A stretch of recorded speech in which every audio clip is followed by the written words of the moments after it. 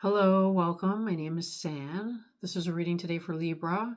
There are no dates on my readings. I trust that when they find you, if they resonate, then they're yours at that time. Libra, a few new notes. First of all, I'm going to show you which decks I'm using because I've been getting asked a lot about this deck, The Journey to Oz in Wonderland. That is the one that I've been using in the last few readings. So that's one deck. The other deck I've blended with it is called the Galactic Star Tarot. So we've got those two decks plus the Light Seers Tarot by Chris Ann. I wish that she would put out another deck. I'm ready for a new deck by Chris Ann if she's watching. So those are the three decks that are in your reading today, along with the Lefruma Healing Oracle, which is the overall energy comes from the Lefruma.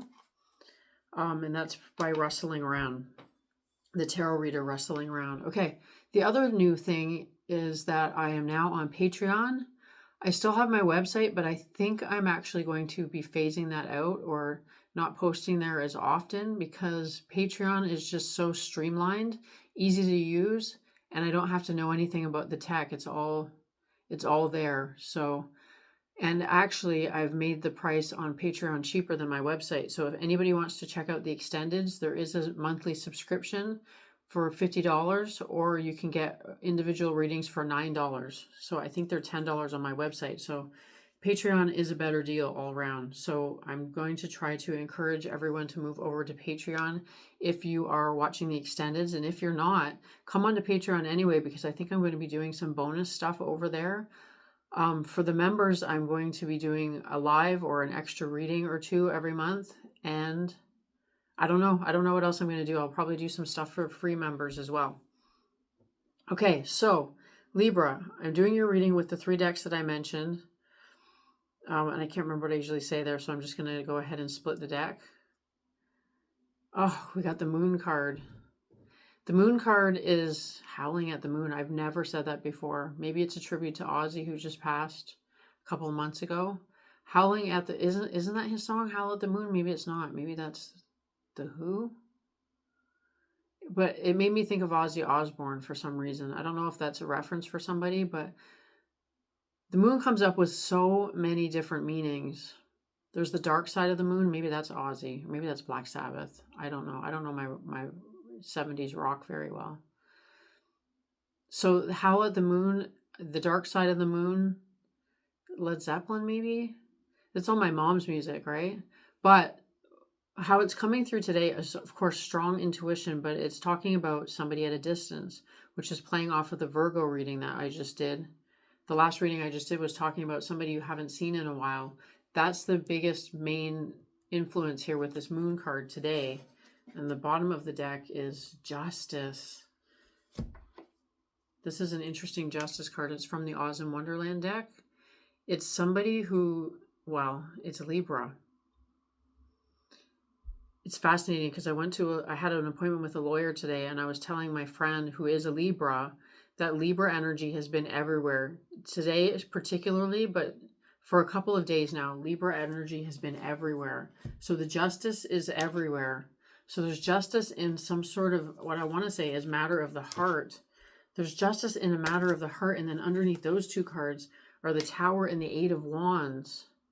Look at the imagery on this. This tower is actually a tornado because it's talking about Oz in Wonderland.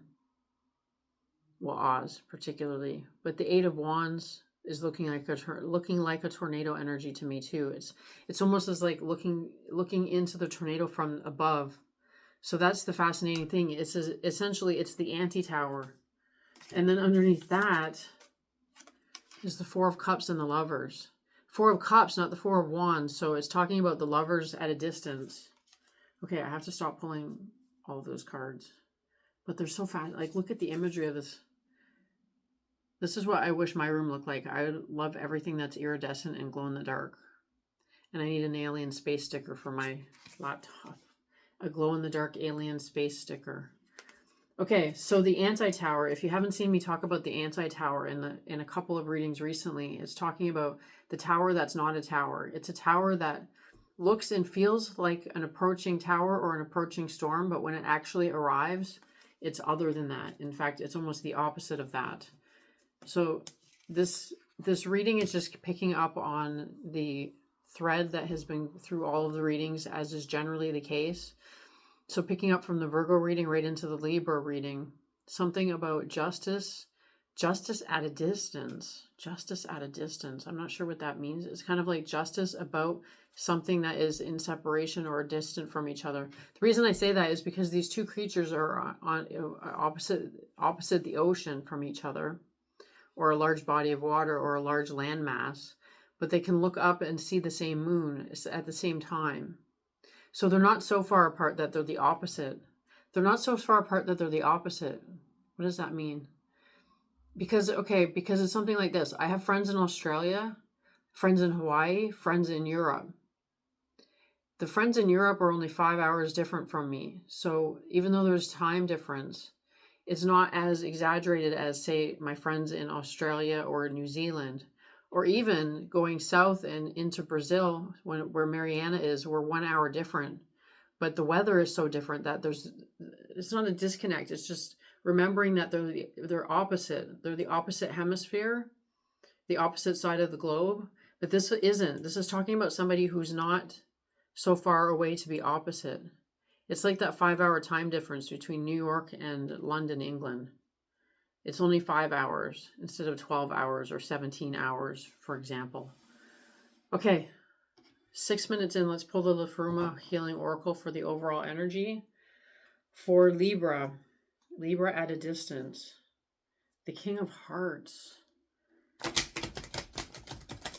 This Justice card, I'm just noticing, is the King of Hearts, which is like the King of Cups, but it's a Justice card with two dragons in the background. The dragon energy I don't know much about, but I do know at least one Libra who is very dragon oriented. I'll just leave it at that. Shout out to my dragon friend, my dragon Libra friend. Okay. Overall energy from the Lafruma Healing Oracle for Libra, especially all the dragon Libras or the Dragonfly Collective. Okay. That card wanted to jump. Oh, okay, I'm going to take this one, but I also want to take these two. Okay, so you got Cosmic Ocean, of course, is the card that came out for the overall energy. I'll look at that in a moment. But then the other two cards, of course, the Bliss card. This, I think, may be my favorite card in the entire deck. Bliss and Comfort. It's talking about fast-moving energy, but today it isn't, though. It's actually talking about really slow-moving energy, but it's beautiful. It's like that trickle of water. Instead of it being light, because light is instant, like consciousness, this is talking about water trickling through the landscape or like running through rocks. And then Cradle Daystar. Have I seen this card before? The micro, the macro, two locks on one door, two flames. Not the same, but lit from one match. Okay, so apparently this is like a twin flame card. I don't think I've ever had this card on the channel before, and it's funny because the Virgo reading, I was calling it, in the extended, I was calling it the twin flame reading because I don't usually do twin flame readings because I don't like the twin flame narrative, but the twins are coming up. So the Cosmic Ocean I feel like is just, it's a given. It's talking about this King of Cups, who's the Justice card. So this, it's not even just this deck. These cards that I'm working with right now are evolving the narrative in the fact that, well, it started with my other decks, but because now we're talking about the anti-tower. So if you've seen the readings and me talking about that, it will come up again. I won't get into it now. But the anti-tower is basically just a tower that is assured to work out in your favor. But these two new decks that I'm working with, the Galactic Star and the Oz and Wonderland deck. Okay, I'm going to leave that there. Don't get distracted. They're evolving the narrative in the sense that this King of Cups is the Justice card. The Queen of Wands is the Empress, the Fiery Empress. So these are messages or energies that I haven't touched before. Okay, I'm going to move this around so that I can see it better. This is why I got a bigger desk so I could lay the cards out. Okay, oh, fascinating. So this cosmic bliss is the Cosmic Ocean, which is just talking about that King of Cups justice card. It's talking about a really watery justice. So it's like emotional justice. And I'm just noticing it says 21 on it, but the rune looks like the number 1. The number 1 backwards. So it's a mirror, it's that mirroring energy. I want to say that it's 1 2 1. So the 2 is at the center, almost like a colon, and then the ones are mirrored each other. So the twin flame energy is just everywhere all of a sudden. So I was going to say the cosmic bliss card, but it's the bliss comfort card. I'm not even going to read the words on it. I just am fascinated with the light. Okay, so this is fascinating. The light that I'm calling water, I guess maybe that's the plasma energy. Anybody who knows about plasma, and it's the number 8, which talks about abundance. I don't usually look at the numbers, and I don't usually talk about plasma, but there it is, especially because the Ace of Wands is the first card on the table, and it looks like exactly the same energy. You see what I mean with the wand weaving through the landscape there? What I was going to say about this card, especially because it's coming with this 7 of Wands next to it, it almost looks like, oh my goodness, I love this. It almost looks like her hand is bursting through this bubble and the wand is being presented. And then it's a cat's hand. But what I was going to say about it is this 7 of Wands, which I've been working with for a really long time, talks to me about a vision of the future. Because the 7 of Wands usually talks about conflict. But this card particularly talks to me about a vision of the future. And see this wand, it's like it's piercing the veil, maybe. So we're talking about piercing the veil. I mean, we did just come out of October, which is supposed to be the thinnest veil is in this past weekend, essentially. So piercing the veil and coming out with something that is, what's coming out is incredible. But it's just a vision of a future with the 2 of Cups coming next. The 2 of Cups, I swear, has been in every single reading, and so has the Anti-Tower. So this 2 of Cups has the dog and the parakeet, I believe that it is. It's not a parrot. I don't think. Doesn't really matter. It's talking about unlikely friends. Unlikely friends. But there's something here about the friends talking about whatever this is. One or both of you have pierced the veil and come out with something extraordinary. Something extraordinary. It wants to be extraordinary, meaning extra-ordinary. Extraordinary. Extraordinary. Or maybe extraterrestrial with the Galactic Star Tarot and the ship in this card. It's been talking a lot about talking a lot. It's like friends are getting together and having conversations about what's coming. It's like all of the seers or all of the intuitives or all of the empaths are starting to pick up on something is coming. Just like right before COVID, I've been hearing people mention COVID again, and nobody's really talked about that in my sphere for a long time, but now suddenly everybody's mentioning it again because everybody can kind of feel in the field that there's something coming that is that widespread, that global of an impact is coming up, and everybody's kind of in that calm before the storm right now. So everybody's talking a lot with their friends, with their best friends. But there's something about these two that maybe it's in the conversation itself, but maybe it's in your separate time and then coming back together. I was going to say, here's the Hermit. Maybe your friend is a Virgo. Maybe we're talking about Libra and Virgo friends. Or like I was talking about with my Libra friend just before this recording, that Earth signs and Libra go together really well. So maybe it's a Taurus, a Virgo, a Capricorn, maybe. Okay, so the 2 friends at the center with these on each side. This is the 4 of Pentacles. 4 of Pentacles and the 7 of Wands. It feels like the 2 friends.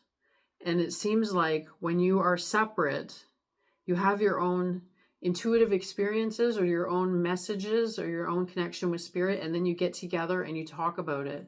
I mean, especially with that UFO, maybe one of you is more strongly connected to the space or the galactic energies, and the other one is more connected to the elementals and the earth energies. So when you come together, it's like a bridge between the two, which is just what I was talking about. It's like this is Libra up here, and this is the Virgo or the earth sign down here. And it doesn't have to be those signs particularly, but it's still talking about those energies. So you separate. I mean, maybe that's what this is talking about with the separation. Maybe this separation has been a long standing separation. Not that you are in separation, but that you are just separate, like geographically, time wise, or maybe even just your calendars are full, so you don't get as much time to be with each other as you would like.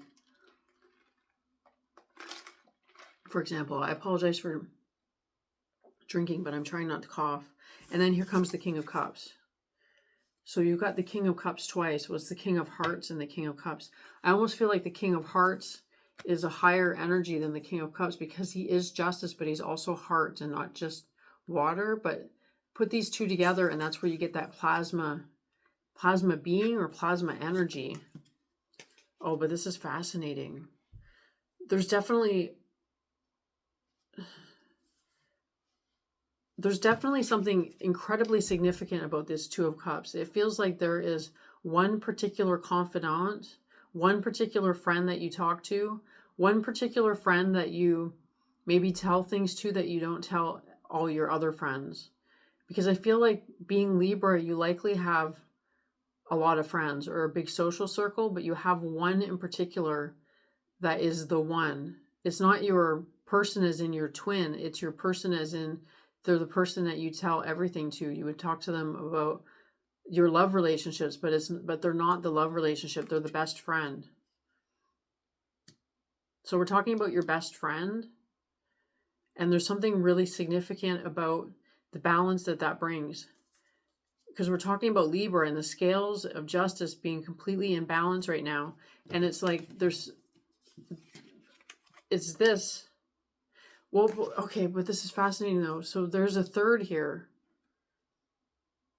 Okay. Sorry, I'm getting pulled into so many messages. I'm trying to remember the Virgo. Was it the Virgo reading or the Leo reading? It was the Leo reading, I think, had all these people starting to show up in it. Because there's been this focus on one or two very significant relationships, one being a best friend and one being a lover.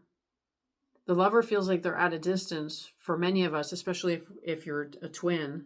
I can't believe I'm talking about twins like this. I don't usually talk about twins. I'm trying to avoid that term, but it's coming up in ways that are undeniable to me right now. So this is the thing.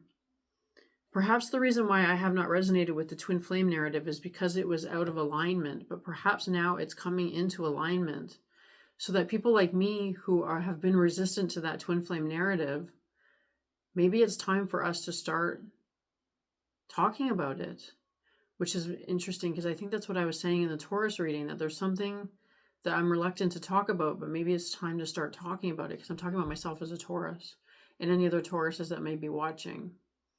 Okay, so you got the King of Cups, the Queen of Swords, and the King of Pentacles coming up next. I was seeing the Queen of Swords at the center there as almost a non-entity because I'm looking at these two, the Cups and the King of Pentacles. The Queen of Swords is just the thought form. Okay, so it's not a third person, it's a thought form. I mean, potentially it could be. It could be that you're inviting someone else into your inner circle, perhaps. But it feels more like the thought form that is created between the conversation between this very earthy elemental energy and this cups energy, which is more plasma based or space based. That's where the plasma is. I see plasma almost as like space water, if that makes sense. It's like air and water combined, or air and fire combined. Okay, so there's something really, really important about the dynamic between you and your best friend right now. It's as if it is bringing about the future, which is something else that I've been talking about with the Seven of Cups coming up next. What was I saying about the Seven of Cups in the Virgo reading? Something about, I think it was the Virgo or was the Leo reading. Something about it being up to you. It's ultimately up to you. There's a lot of options, but none of them are illusions. That's the thing about the Seven of Cups, is it usually talks about needing discernment because there's a risk of illusion. But if you are a plasma being or a light worker or a star seed, everything that you're doing is based in your own energy, if that makes any sense. So if you're thinking about it, if you're contemplating it, if you're imagining it, it's coming from, it's of and from your own energy. So it already belongs to you. So there's no need for discernment.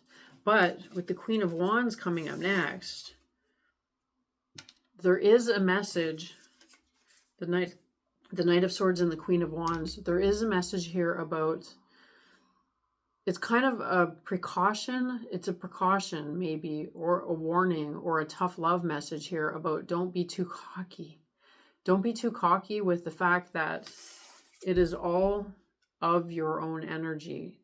If that message means something to you, what it means to me is that you know that you're a powerful creator. And sometimes people can think that you're cocky because of that, or they'll think that they may ask you if you're a narcissist, quite sincerely asking, because they're trying to discern you. So that's fascinating. That's where the discernment comes in. And the Five of Pentacles, something about egg on the face. Okay, so there is a situation possible here, Libra, and this is guidance for you in order to avoid it. You're going to do what you're going to do, as you always do. But there's a potential for you to come across as too confident. There's nothing that you can do about it necessarily, because you are the High Priestess, which is a very Piscean energy, but it's very Libra as well. Because the crown and the third eye are open and activated long ago. I want to say long ago. This isn't a new activation for you. This is old school. So Libra, the Libras that I'm talking to have been activated for a long time. That's the reason why these energies come up. You maybe are often accused of being overly confident, or being accused of being a narcissist when you are not. But you got the Seven of Cups coming up next again. I feel like it wasn't this Seven of Cups, I don't think, but this Seven of Cups has been in a reading recently. This is what I'm talking about. It's like there's this opulence or abundance here when it comes to your options. They just doubled up. Now you've got 14 options instead of 7, and all of them are good. So usually the Seven of Cups comes up when you're discerning between good and bad choices. It's almost like you've got this full buffet of potential at your feet or in your fingertips, and all the options are good. In fact, you can choose all of them in some sort of combination. It's almost like feng shui. Just making sure each option is on the table, but in an orderly fashion, something like that. And then the Hermit. Oh my God! I just noticed you've got the Seven of Cups 3 times. I didn't even notice that until right now. So that's a 777. That's a 777. The 3 7 of Cups. So now your options have just gone up to 21 options, which is is that blackjack or some sort of a game of chance in the casino? Ugh. Okay, so there's been hinting about ideas of things like winning the lottery, or maybe playing at the casino. I'm not giving anybody any financial advice here at all. I'll just make that clear right now. But with this 777, if you are one who likes to buy lottery tickets when the numbers are in alignment, or when the stars are in alignment, maybe it's referring to that. Only you will know, right? With this Hermit card coming up next, or it's actually came out in between. Oh my goodness. It came out in between the 2 sevens, which is making it an 8. So now we're up to 22 options, which just brings in the idea of the twins again, or the number 2, or everything that I was saying here about the 212. The numbers are suddenly incredibly significant. I don't usually look at the numbers, but they're really significant. And there's all of these players, all of these kings and queens, and emperors and empresses are entering the readings recently. There's the anti-tower, and there's some sort of an event that is being predicted or foreseen by people who are just sitting around having tea or wine and talking about their dreams or their insights or their intuitions. It's like everybody's getting this feeling that there's something approaching, but whatever is approaching, I want to say something like it has nothing to do with you. It's like a global event, as I'm just noticing the earth in the background of this card here. There's a global event, but you're sheltered from it. You see how he's inside like some sort of a pod or some sort of protected space. So you are insulated from it, or you're protected from it. But what it is doing is it's bringing about all of this luck, magic maybe. I'm surprised I'm using that word because it's actually been quite prevalent. All this luck and magic. And then I'm noticing that even the egg on the face card, he's juggling golden eggs, and there's 5 of them. He's only using one hand because it's just his nature. He's sitting on a throne. But it's an illusion. Oh, that's fascinating. It's not perceived by most because it's the antimatter. It's the antimatter. You see the space? He's sitting on a chimney stack, something like that, or a pillar. But it's the space created by the non-occupied space around him that's creating almost like a throne that looks like it's made out of foam or bubble or cloud to me. Okay, I think I'm going to leave it there, Libra. Amazing things are on their way to you, and I feel like you already know it because you're already talking about it. A lot like Cliff High, where he's talking about we all know our own future. We're already talking about it before it arrives. So whatever it is that you're talking about with your best friends, be very mindful of that. I am going to continue to pull cards and create and extend it. If you're interested in that, like I said, the link's in the description box, and hopefully I'll see you over on Patreon. And if not, I will see you next time, Libra. Thanks, bye.